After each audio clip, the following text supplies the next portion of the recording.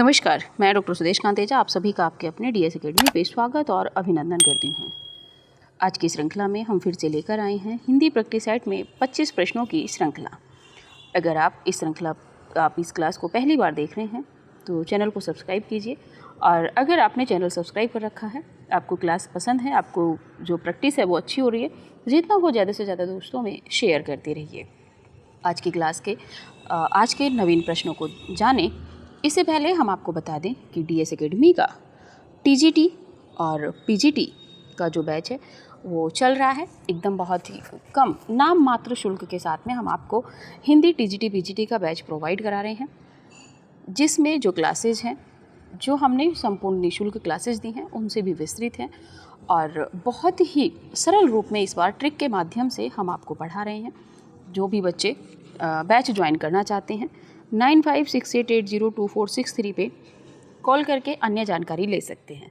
साथ ही में Hindi practice set के 50 सेट पेपर हम आपको दे रहे हैं मात्र 10 से 12 रुपये प्रति टेस्ट पेपर के रूप में। जो भी बच्चे हिंदी प्रैक्टिस सेट लेना चाहते हैं वो इसी नंबर पे व्हाट्सएप मैसेज करके डेमो टेस्ट पेपर देख सकते हैं।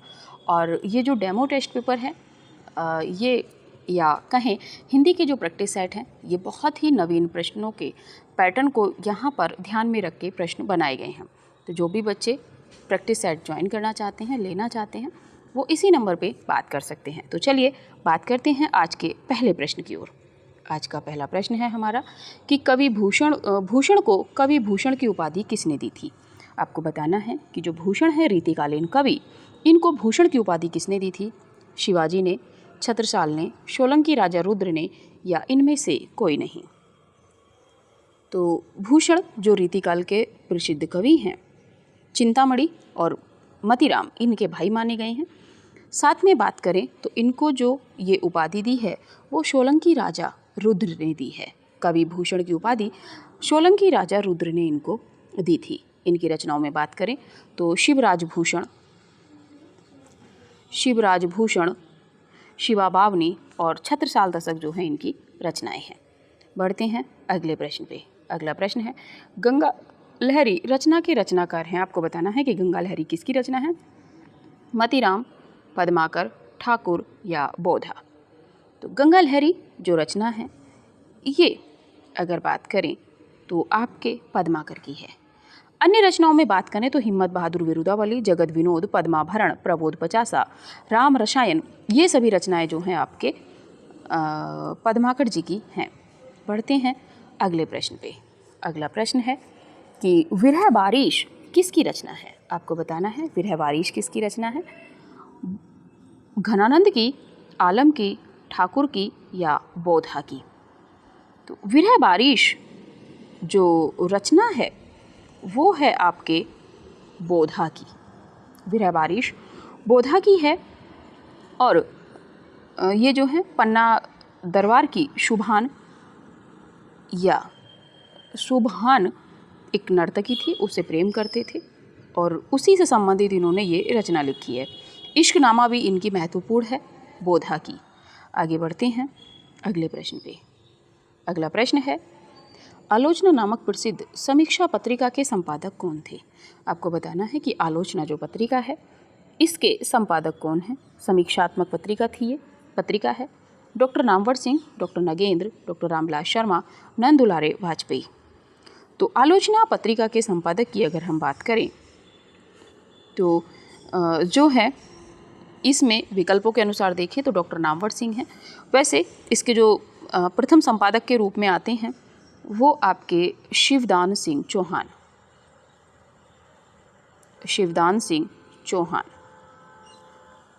ठीक है, आगे बढ़ते हैं अगले प्रश्न पे।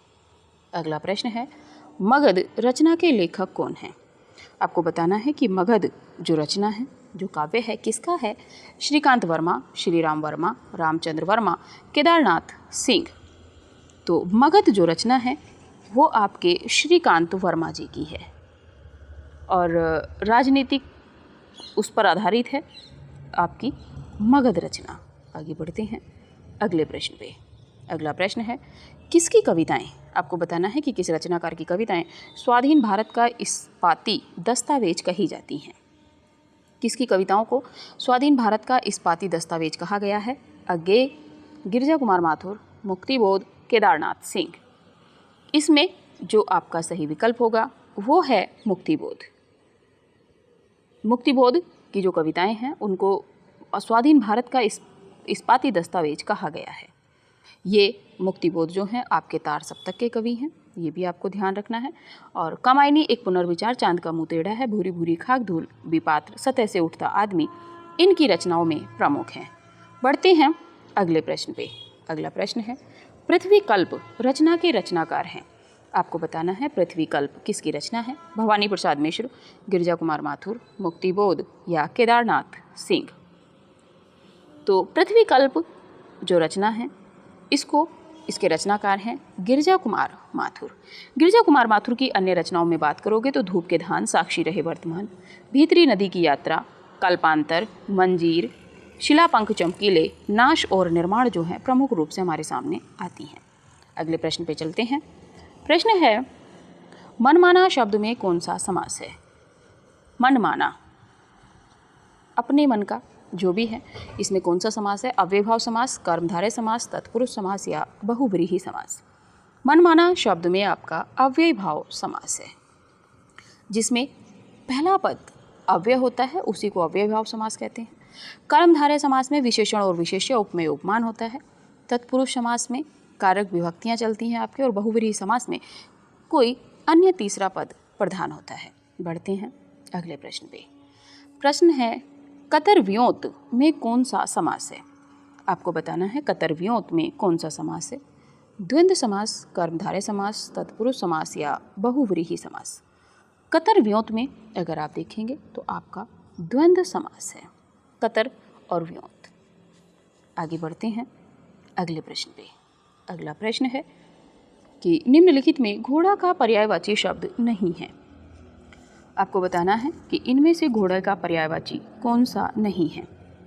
अश्व, सैंधव, घोटक, यातुधान। तो घोड़ा का पर्यायवाची जो है अश्व भी है, सैंधव भी कहते हैं, घोटक भी कहते हैं, आपका यातुधान नहीं है। बढ़ते हैं अगले प्रश्न पे। अगला प्रश्न है पाश्चात्य का विलोमार्थक शब्द है। आपको बताना है कि पाश्चात्य का विलोम शब्द क्या है? पौवार्त्य, पूर्वी, पूर्वीय या नवीन? तो पाश्चात्य का जो विलोम है वो आपका पौवार्त्य सही होगा। बढ़ते हैं अगले प्रश्न की ओर। अगला प्रश्न है देवताओं का उपवन वाक्यांश के लिए एक शब्द है। प्रश्न कई बार बन चुका है प्रश्नों में। आपको बताना है कि देवताओं का उपवन वाक्यांश के लिए एक शब्द कौन सा है? नंदन कानन, अशोक वाटिका, स्वर्ग या कोई नहीं?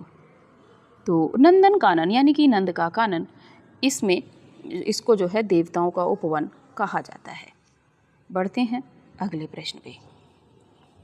अगला प्रश्न है अपने मरे बिना स्वर्ग नहीं दिखता। इसका सही अर्थ क्या है कि अपने मरे बिना स्वर्ग नहीं दिखता? इस मुहावरे को अगर देखें तो स्वयं प्रयत्न करने पर ही काम बनता है, या विपत्ति में पड़े बिना अच्छा फल नहीं मिलता, या प्रयत्न किए बिना वास्तविकता सामने नहीं आती, या स्वयं ही सब कार्य करना पड़ता है। इसमें अगर आप देखेंगे तो सही जो उत्तर है आपका वो है स्वयं प्रयत्न करने पर ही काम बनता है, यानी कि अपने मरे बिना स्वर्ग नहीं दिखता। इसका सही अर्थ होगा कि स्वयं प्रयत्न करने पर ही जो आपका काम है वह बनता है, दूसरे इस काम को नहीं करते। बढ़ते हैं अगले प्रश्न पे। प्रश्न है भारत में हिंदी को संविधान की किस धारा के अंतर्गत राजभाषा घोषित किया गया है? आपको बताना है कि हिंदी को संविधान की किस धारा के अंतर्गत राजभाषा घोषित किया गया है। धारा 343 का फर्स्ट, धारा 343 का सेकंड, धारा 333 का फर्स्ट या धारा 334 का फर्स्ट? इसमें जो है आपको ध्यान रखना है कि भारत में हिंदी को संविधान की धारा 343 फर्स्ट अध्याय भाग 1 के भाग 17, अगर इसी में कहें तो भाग 17 के अनुसार राजभाषा घोषित किया गया है। इसमें कहा गया है कि संघ की भाषा हिंदी और लिपि देवनागरी होगी। बढ़ते हैं अगले प्रश्न पे। अगला प्रश्न है, निम्नलिखित में पुल्लिंग शब्द कौन सा है? आपको बताना है कि इनमें पुल्लिंग शब्द कौन सा है। दया, निर्धनता, बुढ़ापा, दुर्घटना। तो दया कर दी, दया कर दीजिए। निर्धनता आ गई, बुढ़ापा आ गई नहीं होता है, आ गया होता है, और दुर्घटना घट गई। वाक्य में प्रयोग करके जब आप इन शब्दों को देखेंगे स्त्रीलिंग पुल्लिंग, तब आपके उत्तर सही हो जाते हैं। चलिए बढ़ते हैं अगले प्रश्न पे। प्रश्न है, निम्नलिखित में शुद्ध वाक्य कौन सा है? अब निम्नलिखित में शुद्ध वाक्य कौन सा है ये आपको बताना है। मेरे प्राण निकल गए, मेरा प्राण निकल गया, मेरा प्राण निकल गए, या मेरी प्राण निकल गई। इसमें जो आपका सही वाक्य होगा, तो मेरे प्राण निकल गए, ये आपका शुद्ध वाक्य है। बढ़ते हैं अगले प्रश्न पे। अगला प्रश्न है, स्वागत शब्द में संधि है। आपको बताना है स्वागत शब्द में कौन सी संधि है। गुण स्वर संधि, यण स्वर संधि, वृद्धि स्वर संधि, या अयादि स्वर संधि। अगर आप देखेंगे तो इसमें जो है स्वागत में आपकी यण स्वर संधि है। अगर बात करें तो ऐ, ई, उ, ओ, औ और री के बाद अगर कोई भिन्न स्वर आता है तो उसका क्या हो जाता है, या व रा जो है बदल जाता है। तो इसी से जो है आपकी स्वर संधि गुण यण स्वर संधि होती है।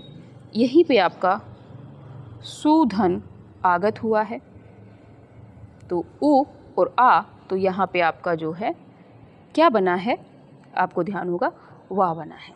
बढ़ते हैं अगले प्रश्न की ओर।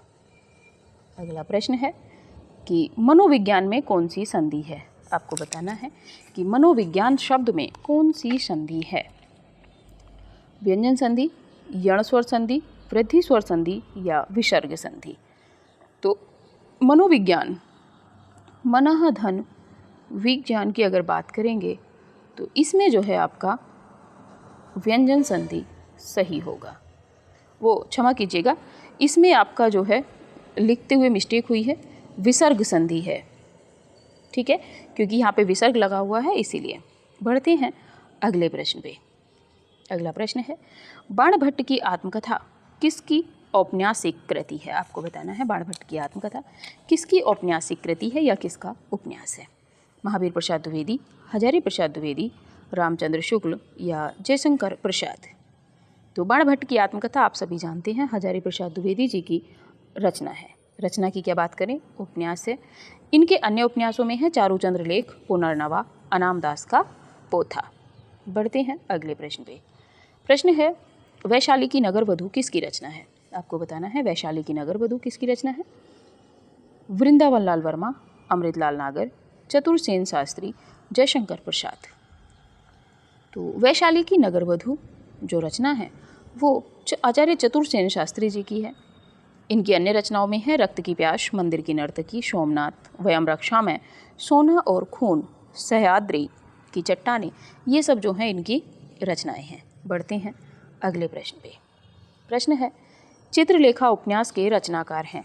आपको बताना है चित्रलेखा उपन्यास के रचनाकार कौन है। वृंदावन लाल वर्मा, भगवती चरण वर्मा, भगवती प्रसाद वाजपेयी, विष्णु प्रभाकर।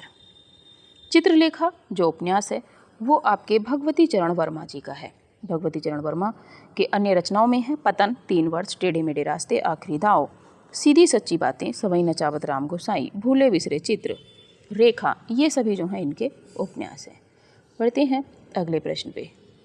प्रश्न है, शारदिया नाटक के नाटककार हैं। शारदिया नाटक के नाटककार कौन हैं। मोहन राकेश, लक्ष्मी नारायण लाल, जगदीश चंद्र माथुर, विष्णु प्रभाकर। जो आपके शारदिया नाटक के जो नाटककार हैं वो जगदीश चंद्र माथुर हैं। इनके नाटकों में अन्य में हैं कोणार्क, पहला राजा, दशरथ नंदन, ये सभी जो हैं आपके जगदीश चंद्र माथुर के नाटक हैं। चलिए बढ़ते हैं अगले प्रश्न पे। प्रश्न है, अंधा कुआं नाटक के नाटककार हैं। अंधा कुआं किसका नाटक है ये आपको बताना है। लक्ष्मी नारायण भारद्वाज, लक्ष्मी नारायण लाल, लक्ष्मी नारायण मिश्र, या विष्णु प्रभाकर। तो अंधा कुआं जो है वो लक्ष्मी नारायण लाल जी का नाटक है। 3 आंखों वाली मछली, मादा कैक्टस, सूखा सरोवर, रक्तमाल, रात रानी, दर्पण, सुंदर रस, ये सब जो हैं आपके लक्ष्मी नारायण लाल के नाटक हैं। बढ़ते हैं अगले प्रश्न पे। प्रश्न है भाषा भूषण के रचनाकार हैं। आपको बताना है भाषा भूषण के रचनाकार कौन हैं। जशवंत सिंह, भूषण, मतीराम, चिंतामणि। तो भाषा भूषण के जो रचनाकार हैं वो हैं जशवंत सिंह। जशवंत सिंह की बात करें तो सिद्धांत सार है, प्रबोध चंद्रोदय है, अपरोक्ष सिद्धांत है, सिद्धांत बोध है, ये इनकी अन्य रचनाएं हैं। भाषा भूषण जो है ये अलंकार संबंधी इनका ग्रंथ है। बढ़ते हैं आज के अंतिम प्रश्न की ओर। बताइएगा कि 25 प्रश्नों में आपके कितने प्रश्न सही हुए। प्रश्न है कि आदिकाल का वीरकाल नामकरण किसने किया है। आपको बताना है आदिकाल को वीरकाल किसने कहा है। मिश्र बंधु, रामचंद्र शुक्ल, विश्वनाथ प्रसाद मिश्र, राम कुमार वर्मा। तो आदिकाल को वीरकाल जो कहने वाले हैं वो विश्वनाथ प्रसाद मिश्र जी हैं। मिश्र बंधुओं ने प्रारंभिक काल कहा है, शुक्ल जी ने वीर गाथा काल कहा है और राम कुमार वर्मा ने संधि काल और चारण काल कहा है। आप सभी बताइएगा कि आपके 25 प्रश्नों में कितने प्रश्न सही हुए हैं। जितना हो क्लास को ज़्यादा से ज़्यादा दोस्तों में शेयर करते रहिए, जो भी आपके पास पब्लिकली प्लेटफॉर्म है। हम प्रतिदिन 25 प्रश्नों की श्रृंखला आपके लिए लाते रहेंगे, नवीन प्रश्नों की श्रृंखला। और जो भी बच्चे एडमिशन लेना चाहते हैं या प्रैक्टिस सेट लेना चाहते हैं वो शुरू में दिए गए नंबर पे कॉल करके जानकारी ले सकते हैं। बैच बहुत कम अल्प मात्र शुल्क में आपको प्रोवाइड कराया जा रहा है। बहुत विस्तृत और अवधारणात्मक जो क्लासेज हैं वो आपको यहाँ पे कराई जा रही हैं। बहुत ही गहन अध्ययन के साथ में, प्रामाणिक पुस्तकों से अध्ययन के साथ में इस बार कक्षाएं आपकी दोबारा से जो आपका नया बैच शुरू हुआ है इसमें चल रही हैं। जो भी बच्चे बैच ज्वाइन करना चाहते हैं वो शुरू में दिए गए नंबर पर कॉल कर सकते हैं। अभी की क्लास यहीं तक रखते हैं, मिलेंगे अगली क्लास में अगले नए प्रश्नों के साथ में। आप सभी का धन्यवाद।